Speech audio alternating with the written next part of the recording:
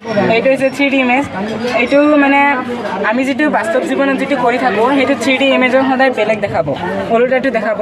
যেনেকুৱা মই ইয়াতে ৰাখিছোঁ, মই ৰাইট ছাইডত মোৰ হাতটো ৰাখিছোঁ, ইয়াতে গ্লাছত 3D ইমেজত দেখাই আছে যে লেফ্ট ছাইডত মোৰ হাতটো আছে। ঠিক তেনেকুৱা ইফালে মই হাতটো দিলোঁ, দিয়াৰ পিছত মই কিন্তু লেফ্ট ছাইডত হাতটো ৰাখিছোঁ, ইয়াতে দেখাই আছে যে মই ৰাইট ছাইডত হাতটো ৰাখিছোঁ। চ' ইয়াৰ পৰা কি বুজা যায় যে আমি বাস্তৱ জীৱনত যিকোনো বস্তু এটা কৰি থাকিলে সেইটো যদি 3D ইমেজত আমি চাব বিচাৰোঁ সেইটো সদায় ওলোটাটো হয়। ছাৰ মানে এইটো হ'ল গাণিতিক সংগীতময়, যিটো আমি সাৰেগামাপা শিকাৰ ফাৰ্ষ্টতে যিটো শিকোঁ মানে এইটো হৈছে ইটো। আৰু ইটোৰ ভিতৰত আছে এইবিলাক চুঙাৰ ভিতৰত চুঙা আছে, চুঙাত মাৰিলে আমি তীক্ষ্ণতা ওলায়, সেই তীক্ষ্ণতা আমি শুনি পাওঁ।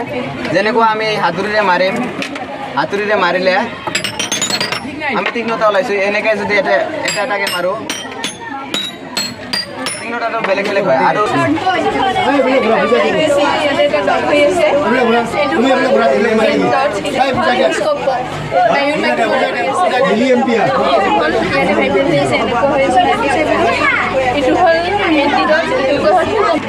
মানে এইটো হ'ল প্লাজমা গোলক। এই প্লাজমা গোলকটো আছে যে এইটো মানে আৰ্গনৰ কেইটামান কণাৰ দ্বাৰা গঠিত হৈছে। আৰ্গনত বহুতো পদাৰ্থ বা কণা যিবিলাক থাকে ইয়াৰ পৰা কেইটামান গেছ বা কণাবিলাক গোলকৰ ভিতৰত ষ্ট'ৰ কৰি ৰখা হৈছে। এই ষ্ট'ৰ কৰাৰ ফলত যেতিয়া আমি এইটো কি কৰিম ঘূৰাম তেতিয়া ৰশ্মি কেইটামানৰ উৎপন্ন হয়। এইটো হয় প্লাজমা।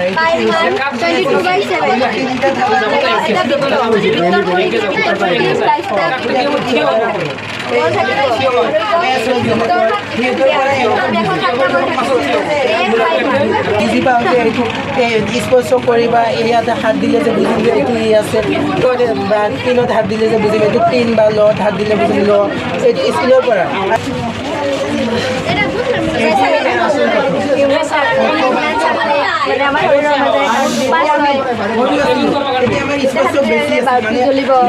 ধৰা মোৰ হাতত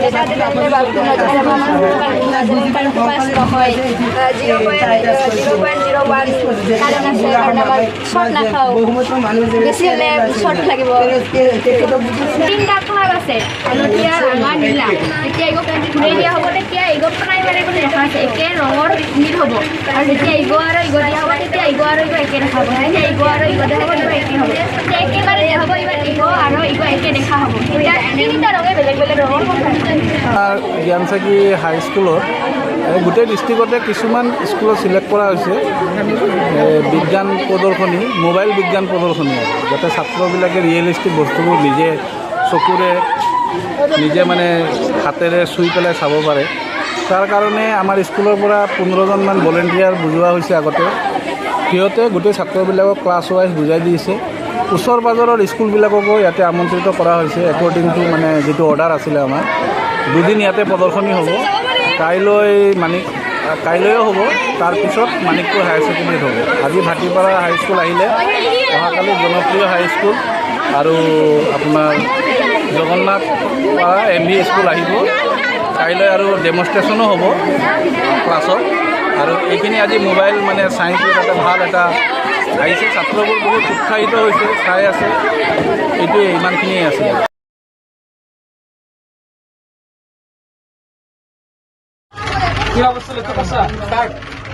মানে এইটো প্লাজমা গোলকটো আছে যে এইটো মানে আৰ্গনৰ কেইটামান যিবিলাক থাকে ইয়াৰ পৰা কেইটামান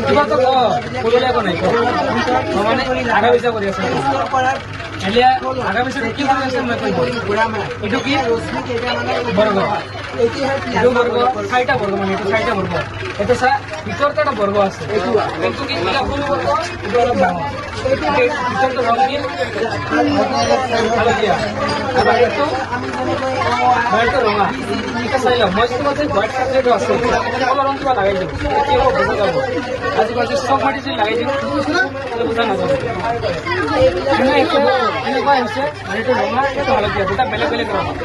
এইটো তোমাৰ এতিয়া ঘূৰাও, এতিয়া বুজা যায় আছে বেলেগ বেলেগ ৰং কাৰণে এইটো ঘূৰি আছে। এইটো চালে আগা পিছা হৈছে, এইটো কিয় কাৰণে হৈছে? বৰ্গ কি থাকে এটা কাপ চাৰিটা কাঠ থাকে কাঠ থাকে কোনা চাৰিটা কোনা এই কাঠ যদি কোনা যদি ঘূৰি ৰাখে যাব তাই এনকে চিধাটো নাযাব ঘূৰি এনকে যাব আৰু যদি এনকে যায় কাঠটো কি হ'ব থিয় হ'ব ঘূৰি দুইটা থিয় হয় চাব দুইটা থিয় হয় এটা থিয় হ'ব থিয় হ'ব এইটো পাছত থিয় হ'ব কোনাটো এতিয়া থিয় হৈছে থিয় বস্তু একেলগে পাছত যাব আগত যে কোনা আছে উঠি এতিয়া আহে কোনাটো কি হয় এতিয়া হ'ব মানে সেনেকে আগৰ বছৰটো হয় বুজি পাইছা বুজি পাইছা নে কিবা আছে সুধিব লগা নাই তাহলে মই বুজালো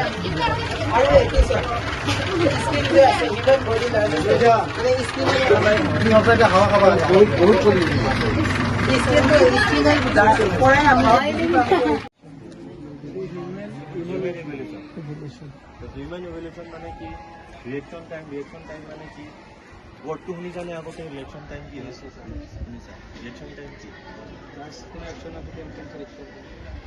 সকলোৰে ৰিয়েকশ্যন টাইম থাকিব যিকোনো আমি বস্তু এটা ক্লিক কৰোঁ বেলেগ বেলেগ থাকিব সেইটো হৈছে ৰিয়েকশ্যন টাইম ইয়াত ৰিয়েকশ্যন টাইম চাব পাৰিবা কিউৰি পইণ্ট শুনিছা এইটো তোমালোকৰ চিম্পেটিক